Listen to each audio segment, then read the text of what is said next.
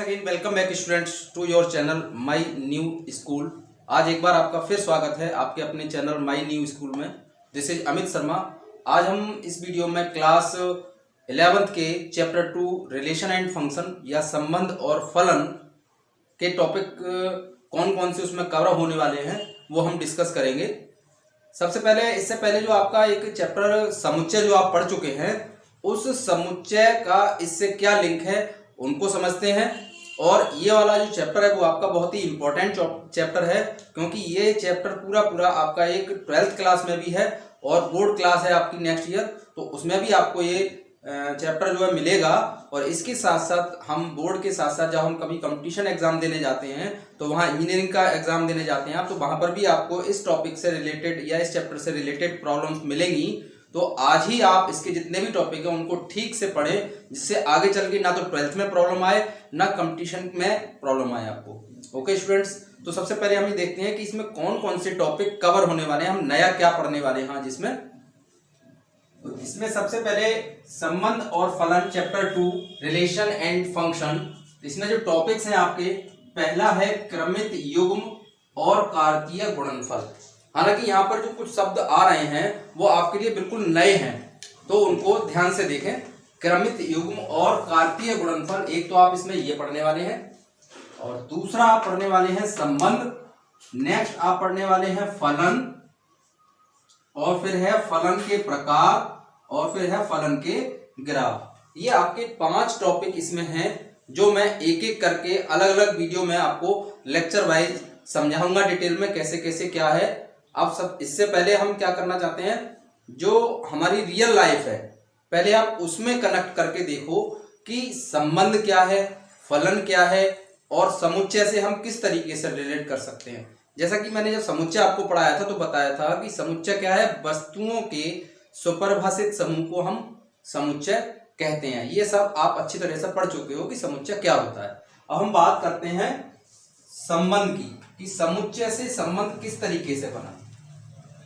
हालांकि संबंध एक नया वर्ड नहीं है, सभी जानते हैं संबंध का मीन्स क्या है, लेकिन यहां पर मैं एक आपको एग्जांपल ले रहा हूं। मान लीजिए मिस्टर एक्स कोई भी एक सज्जन है, और आगे आप देखो मैंने यहाँ पे 2 सर्किल आउट किए हैं। उन सर्किल में पहले सर्किल में मैंने लिखा है हरि, दूसरे सर्किल में लिखा है श्याम, और दूसरे सर्किल में मैंने लिखा है ओम और कृष्णा। और पहला वाला जो सर्किल है उसके ऊपर मैंने ए लिखा है, और दूसरा वाला सर्किल है उसके ऊपर मैंने बी लिखा है। क्यों लिखा है? क्योंकि ए जो है और बी दोनों एक समुच्चय को निरूपित कर रहे हैं। क्योंकि समुच्चय की परिभाषा आपको पता है, वस्तुओं के सुपरिभाषित समूह को हम समुच्चय कहते हैं। तो यहाँ पर जो ए और बी है वो दोनों समुच्चय हैं, और इसमें ए वाला जो समुच्चय है उसमें हरि और श्याम 2 अवयव हैं, और समुच्चय बी जो है उसमें ओम और कृष्णा 2 अवयव हैं। अब हम समुच्चय तो हमारा क्लियर हो गया, समुच्चय से हम संबंध पर आते हैं। तो मिस्टर एक्स जो हैं उनके ये दोनों बेटे हैं, कौन कौन? हरि और श्याम। मिस्टर एक्स के ये दोनों बेटे हैं हरि और श्याम। आप ये भी मान सकते हो कि आपकी फैमिली में मिस्टर एक्स जो है वो आपके ग्रैंडफादर हैं, आपके दादाजी हैं। फिलहाल हम यहाँ पर मिस्टर एक्स के ये 2 बेटे हैं हरि और श्याम।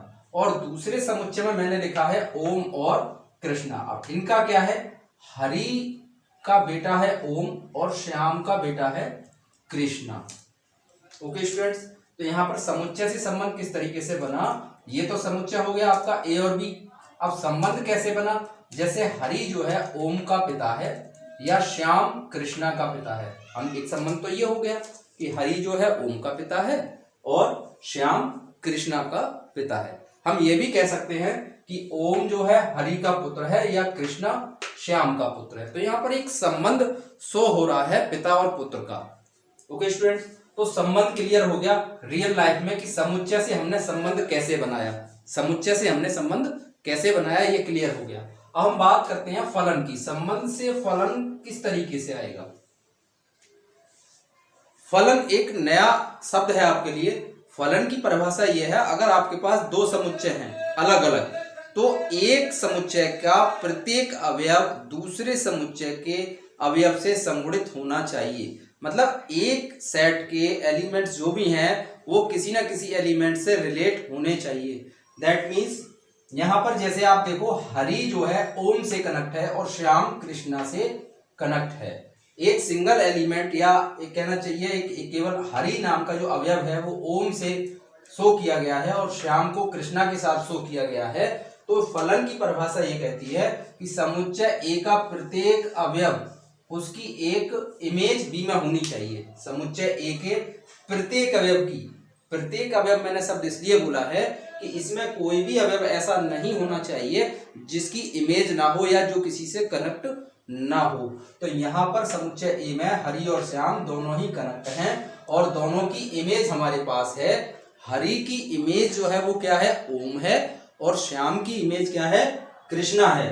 कैसे है, क्योंकि हरि का बेटा है ओम, तो वो उसकी इमेज है, उसका प्रतिबिंब है। इसी प्रकार श्याम की इमेज क्या है, कृष्णा है, या श्याम का बेटा है कृष्णा, तो ये इसकी इमेज है। तो फलन भी यहाँ पर डिफाइन हो गया। फलन तभी होगा जब ए का प्रत्येक अवयव बी के किसी ना किसी अवयव के साथ संगुणित होना चाहिए या उसकी कोई ना कोई इमेज उसमें होनी चाहिए। तो यहाँ पर क्या हो गया, फंक्शन हो गया या फलन हो गया, फलन या फंक्शन। हम यहाँ पर कह सकते हैं कि ओम इज सन ऑफ हरि, और अगर हम अपनी भाषा में कहें तो ओम जो है फलन है किसका, हरि का। ओम फलन है हरि का। कैसे है, क्योंकि ओम टोटली डिपेंडेंट है किस पर, हरि पर, क्योंकि हरि पिता है और वो उनका पुत्र है, वो एक तरीके से उन पर डिपेंडेंट है, अपना उसका कोई एग्जिस्टेंस नहीं है। जैसे जैसे वो वहां पर रखेंगे वैसे वैसे वहां पर आएगा।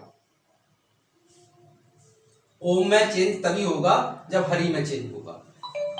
हरि जैसा चाहेंगे वैसा उसमें बदलाव आएगा, मतलब पिता जैसा चाहेगा वैसा ही पुत्र में बदलाव आएगा। तो आज हमने इस वीडियो में ये देखा कि संबंध और फलन और समुच्चय तीनों एक तरीके से किस तरीके से रिलेट है। समुच्चय से हमने संबंध बनाया और संबंध से हमने क्या बनाया, फलन बनाया। ऐसे हमारे रियल लाइफ में बहुत सारी चीजें होती हैं, तो गणित को हम क्या करना चाहिए, मैथ को हमें रियल लाइफ से कनेक्ट करते हुए देखना चाहिए। उससे क्या होता है, हमें टॉपिक्स को समझने में आसानी होती है और बहुत अच्छे से उनको हम समझ पाते हैं। इसके साथ ही आज के हमारे इस वीडियो में इतना ही रहेगा। इसके बाद हम नेक्स्ट वीडियो में आपको मिलते हैं। इसका एक नया टॉपिक जो सबसे पहला आने वाला है, क्रमित युग्म और कार्तीय गुणनफल। Okay students.